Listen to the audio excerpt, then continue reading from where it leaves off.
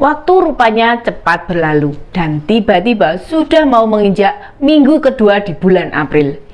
Itu pertanda kalau Mas Anas segera keluar dari tahanan. Belum keluar saja, Mas Anas sudah diseret-seret dalam perseteruan Demokrat kubu AHY dengan kubu Muldoko. Sepertinya pertarungan satu jenderal dengan dua anak muda ini akan saling berkaitan. Ini dia, info terkini Widya. Terpidana kasus korupsi Wisma Atlet Hambalang Anas Urbaningrum akan mengakhiri masa hukumannya di Lapas Kelas 1 Sukamiskin, Bandung pada Senin 10 April 2023 mendatang.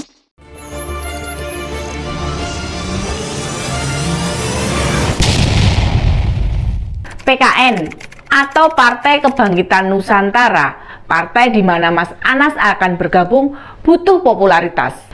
Bebasnya Mas Anas pada 10 April harus dimanfaatkan sebaik-baiknya. Bagaimana mau membalas apa yang sudah dilakukan Partai Demokrat dulu, kalau partai mereka saja tidak mendapat kursi sama sekali? Makanya ini momentum yang pas untuk mengkapitalisasi isu-isu, terutama seputar kasus korupsi Wisma Atlet Hambalang.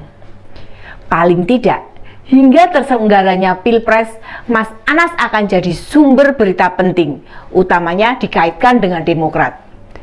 Meskipun sudah tidak banyak orang Demokrat lama yang bertahan, tapi dendam Mas Anas tentu kepada Pak SBY, yang disebut-sebut mengkriminalisasi Mas Anas. Pemasangan baliho besar di dekat Cikeas, serta adanya perseteruan antara Demokrat versi AHY dengan kubu Muldoko, tentu jadi bagian yang menguntungkan. Setidaknya bisa memecah konsentrasi dan itu bakal menguntungkan PKN. Walaupun pada media, Ketua Umum Partai Kebangkitan Nusantara, I Gede Pasek Suhardika mengatakan tidak mengurusi konflik Demokrat kedua kubu. Pasek memastikan jika Anas fokus pada kebebasan dirinya terlebih dahulu, belum memikirkan yang lainnya. Respon ini diberikan karena Demokrat kubu Muldoko memberikan say for eksistensi Demokrat kubu KLB bakal punya hajar dahsyat bagi politisi kubu AHY.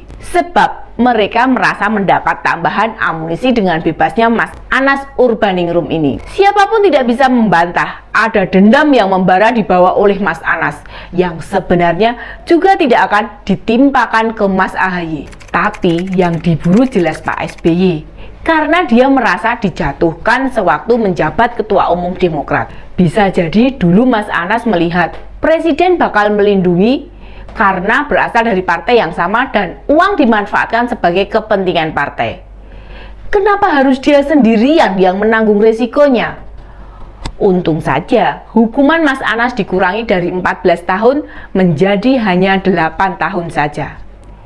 Yang tampaknya kebingungan dengan apa yang harus dilakukan itu malah Mas AHY. Mungkin di benaknya berpikir begini, jadi ketua umum parpol tidak semudah yang dibayangkan. Udah nggak jadi menteri, musuhnya banyak, pengen jadi bakal cawapres saja susahnya minta ampun. Untuk meringankan beban tersebut, makanya derasnya isu pertarungan kubu Muldoko diarahkan ke koalisi perubahan. Mas AHY menuding ada gerakan menggagalkan pencapresan Pak Anies dari Muldoko. Kok kalau dirasa-rasa agak aneh ya. Sementara adiknya Edi Baskoro Yudhoyono, ketua fraksi Demokrat, juga diam seribu bahasa. Saya bingung pada anak muda ini. Jadi wakil rakyat malah ketua fraksi. Kok tidak punya beban sama sekali, tidak pernah muncul memperjuangkan rakyat. Memangnya di DPR ngapain aja Thomas? Main. Itu loh kakakmu bingung mengelola partai. Dibantu atau bagaimana gitu loh. Bukan malah diem-diem saja, malah perlu bawa-bawa parpol lain buat bantu loh. Itu koalisi perubahan disangkut pautkan soal gugatannya Pak Muldoko. Diseret-seret begitu, anggota koalisi perubahan yang lain bukan malah membela Mas AHY, tapi membiarkan. Wakil Sekjen DPP Nasdem, Hermawi Taslim, mengatakan yang dilakukan Pak Muldoko itu hal yang biasa, tidak perlu direspon dengan berlebihan. Termasuk pula tidak akan ada akses apapun ke koalisi perubahan.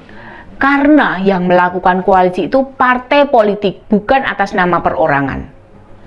Artinya, parpol anggota koalisi tidak perlu ditarik-tarik atau dilibatkan dalam perseteruan tersebut. Jawaban ini membuat beban Mas AHY makin berat. Upayanya mendapatkan dukungan dari simpati teman koalisi tidak membuahkan hasil sama sekali. Tapi kesalahan utama memang di Mas AHY yang terlihat belum matang punya jiwa berpolitik, sudah menjabat ketua umum. Pun halnya dengan kabar rencana segera bebasnya Mas Anas. Jika tidak ada aral merintang, mantan ketua umum Demokrat Anas Urbaningrum segera menghirup udara segar di 10 April atau Senin besok itu. Terkait bebasnya Bang Anas, Ketua Lapas Sukamiskin sudah melakukan penyiapan dokumen maupun cek berkas. Persiapan dilakukan supaya pada hari H tidak ada lagi kendala. Hanya ada permintaan dari Bung Anas minta dibebaskan sore hari. Kita tentu maklum, namanya bulan puasa. Kalau bebas pagi hari atau siang hari bakal menyiksa. Kalau sore, perjalanan dari LP ke Sukamiskin sampai rumah bisa tepat waktu berbuka. Setelah berbuka dan sholat maghrib, sangat memungkinkan akan ada konferensi pers pertama kali yang ditunggu banyak pihak, termasuk Demokrat kedua kubu. Meski menjalani tahanan kasus korupsi, loyalis Anas Urbaningrum ini masih cukup banyak. Mereka sudah memastikan bakal ikut menjemput kepulangan mantan Ketua Umum PBHMI tersebut. Kita tahu, waktu jadi aktivis memang kadernya banyak. Tidak heran ketika PKN didirikan langsung lolos tahap administrasi maupun verifikasi faktual KPU. Itu menggambarkan betapa banyaknya loyalis Anas di berbagai daerah. Mendirikan parpol sekarang ini mudah, tapi membuat jaringan di seluruh Indonesia itu yang tidak mudah. Buktinya, beberapa partai juga gagal memenuhi persyaratan sebagai partai politik baru, termasuk Partai Prima dan Partai Umat milik Pak Amin Rais. Ketika dilakukan banding, barulah Partai Umat dinyatakan lolos. Apakah ini tidak menandakan loyalis Mas Anas lebih banyak dibandingkan loyalis Pak Amin? Beberapa pihak juga sudah mengkonfirmasi akan ikut menjemput Mas Anas dari LP Sukamiskin. Dari PKN sudah pasti. Kemudian ada juga adik-adik HMI, teman-teman Mas Anas di KHMI, juga ada beberapa dari KNPI katanya mau ikut menjemput. Demikian info terkini media, sampai ketemu lagi di Ini Dia, info terkini media selanjutnya. Salam sedulur kendal, sedulur media. Ini dia, info terkini media